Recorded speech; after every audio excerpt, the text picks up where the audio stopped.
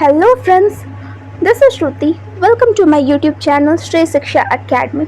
So today let's take up a small poem of class 10 written by Robert Frost. ठीक है, तो ये छोटी सी पोएम है, ज़्यादा टाइम टेकिंग भी नहीं है, बस इसको थोड़ा सा इसका लिटरल मीनिंग को आपको बस समझ जाना है, literal meaning as well as poetic meaning. Okay, fire and ice. Fire means होता है आग और आइस मीन्स होता है बर्फ. इस क्वेश्चन को आई मीन टू से इस पोएम को पढ़ने के बाद आपको एक बहुत ही बड़े से क्वेश्चन का आंसर मिल जाएगा कि how will our world will end. मतलब कि देखिए, ऐसा कि माना जाता है कि जिस चीज़ की शुरुआत होती है उस चीज़ का एंड डेफिनेटली होता है. सिमिलरली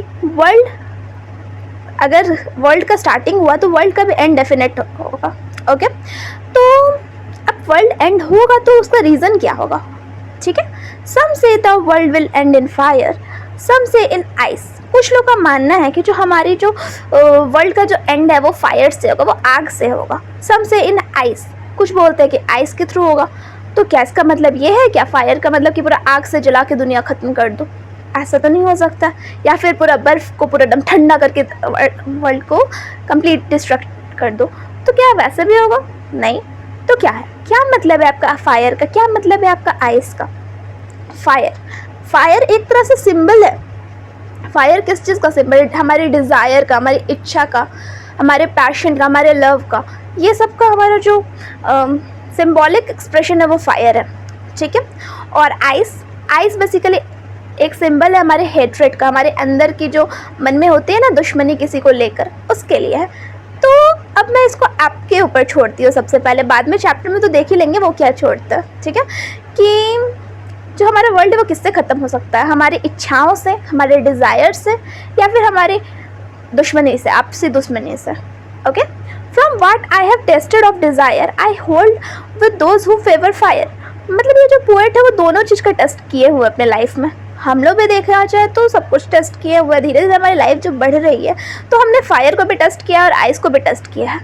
हमारी लाइफ में कितने सारे डिज़ायर्स होते हैं, लेकिन डिज़ायर होना तो अच्छी बात है, लेकिन डिज़ायर को इतना बढ़ जाना बिल्कुल ही गलत है कि उसके कारण आप किसी चीज़ का पूरा टोटली डिस्ट्रक्शन कर दें. ठीक है, सिमिलरली हेट्रेड तो आजकल एकदम नॉर्मल इमोशन बन चुके हैं.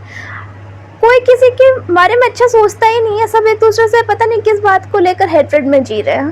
तो अब पॉसिबिलिटी दोनों से है, दोनों तो उतना ही डिस्ट्रक्टिव है.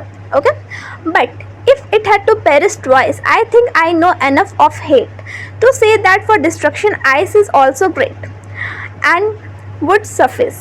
Means इसका क्या हुआ कि पोएट बोलते हैं कि अगर कुछ ऐसा चांस मिले कि ये वर्ल्ड आपका 2 बार ख़त्म हो पाए, ठीक है, तो उनको लगता है कि हेट्रेड ज़्यादा बेटर ऑप्शन है. क्योंकि उन्होंने हेट्रेड को इतना ज़्यादा एक्सपीरियंस किया है कि आइस से जो डिस्ट्रक्शन है ना वो बहुत ही ज़्यादा ग्रेट डिस्ट्रक्शन हो सकता है. वो आइस सफिशिएंट हो सकता है पूरे वर्ल्ड को डिस्ट्रॉय करने के लिए.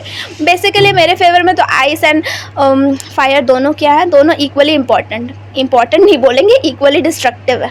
ओके, बिकॉज डिज़ायर भी जब बहुत ज़्यादा बढ़ जाती है तो वो भी किसी चीज़ को ख़त्म कर देती है, और आइस भी मतलब एक तरह से क्या, हेट्रेड इतना बढ़ जाएगा दुनिया में तो वो भी कहीं ना कहीं डिस्ट्रक्शन लाएगा ही लाएगा.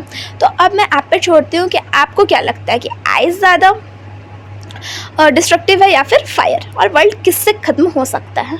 और जैसा कि मैंने पहले भी बहुत बार बोला और अभी भी बोल रही हूँ कि पोएम को हमेशा ना अपने ओन लैंग्वेज में एक्सप्रेस करने का कोशिश कीजिए. पोएम सबके पर्सपेक्टिव से डिफरेंट होता है. पोएट पता नहीं किस जोन में लिखे थे पोएम, बट हम लोग किस जोन में समझ रहे हैं वो तो डिफरेंट करता है ना.